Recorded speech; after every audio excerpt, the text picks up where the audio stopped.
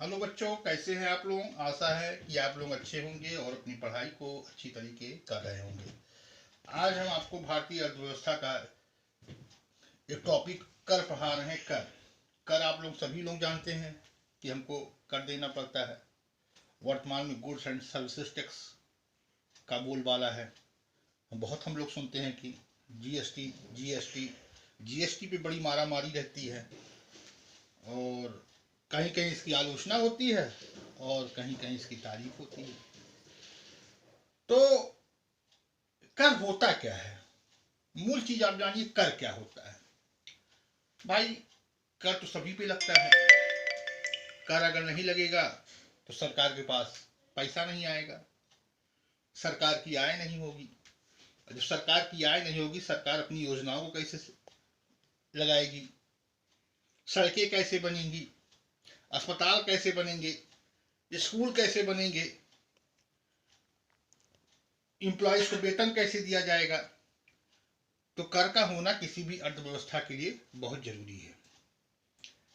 ठीक है, समझ गए आप लोग। तो ठीक है, ये रही कुछ प्रारंभिक बातें। अब बताइए कर होता क्या है। अगर पूछा जाए सिंपल शब्दों में कि कर है क्या। कर यानी कि टैक्स। कर जो होता है बच्चों, वो एक प्रकार का अनिवार्य भुगतान है। अनिवार्य भुगतान इसलिए कहा गया है कि इसको सबको देना ही पड़ेगा। अगर हम कर की चोरी करते हैं तो एक प्रकार का संज्ञेय अपराध होता है उसको, और उस कर की चोरी के लिए हमको क्या मिलता है, पनिशमेंट मिलता है। ठीक है, तो इसलिए इसको अनिवार्य भुगतान कहा गया है। कर एक प्रकार का अनिवार्य भुगतान है जो उस व्यक्ति को अनिवार्य रूप से सरकार को देना पड़ता है जो कर आधार से संबंधित होता है। कर आधार, कि कर के दायरे में कौन कौन लोग आते हैं। कुछ चीजें ऐसी होती हैं कि जिस पे सभी को कर देना पड़ता है, कुछ कर ऐसे होते हैं जिस पर सभी को नहीं देना होता है। उसका विशेष इसका मानक होता है कि जिसकी आय ज्यादा होगी उसी को कर देना पड़ेगा और जिसकी आय कम होगी उसको कर नहीं देना पड़ेगा। तो यही कहा गया कि कर एक प्रकार का अनिवार्य भुगतान है जो उस व्यक्ति को अनिवार्य रूप से सरकार को देना पड़ता है जो कर आधार से संबंधित होता है। जो कर के दायरे में आएगा उसको कर अनिवार्य रूप से देना पड़ेगा। अगर हम कर की चोरी करते हैं तो एक प्रकार का क्या करते हैं, अपराध करते हैं। ठीक है, अब इतनी बातें हो गई। अब कर दो प्रकार के होते हैं, एक डायरेक्ट टैक्स और एक इनडायरेक्ट टैक्स। ये क्या होते हैं भाई, प्रत्यक्ष कर और परोक्ष कर क्या होता है। ठीक है, तो प्रत्यक्ष कर क्या होता है। प्रत्यक्ष कर सिंपल सी बात है, सीधी सी भाषा है कि जिस व्यक्ति पर कर लगाया जाता है उसी व्यक्ति को ही कर देना है। उस कर को हम दूसरे व्यक्ति पर उसको स्थानांतरित नहीं कर सकते हैं। जैसे हमारा आय कर हुआ, हमारी आय हो रही है तो हमको ही उस कर को देना है।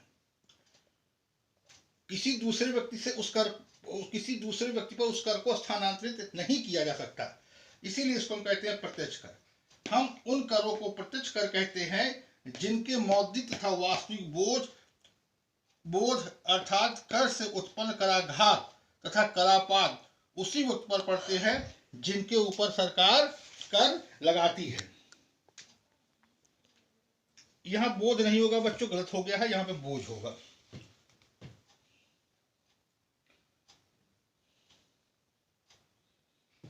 बोझ,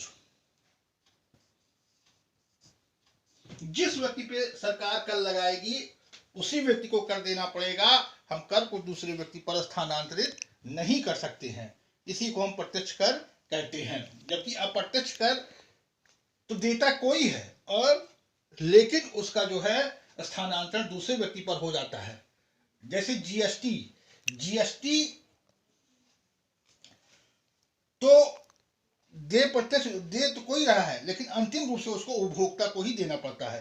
तो प्रत्यक्ष कर, हम उन करों को प्रत्यक्ष कर कहते हैं जिनके मौद्रिक तथा वास्तविक बोझ अर्थात कर से उत्पन्न कराघात तथा करापात उसी व्यक्ति पर पड़ते हैं जिनके ऊपर सरकार कर लगाती है। जिस प्रत्यक्ष कर मतलब जिस व्यक्ति पे कर लगाया जाएगा उसी व्यक्ति को कर का भुगतान करना है और उस कर को किसी दूसरे व्यक्ति पर हम स्थानांतरित या थोप नहीं सकते हैं, इसीलिए इसको हम प्रत्यक्ष कर कहते हैं। प्रत्यक्ष कर अप्रत्यक्ष कर क्या होता है?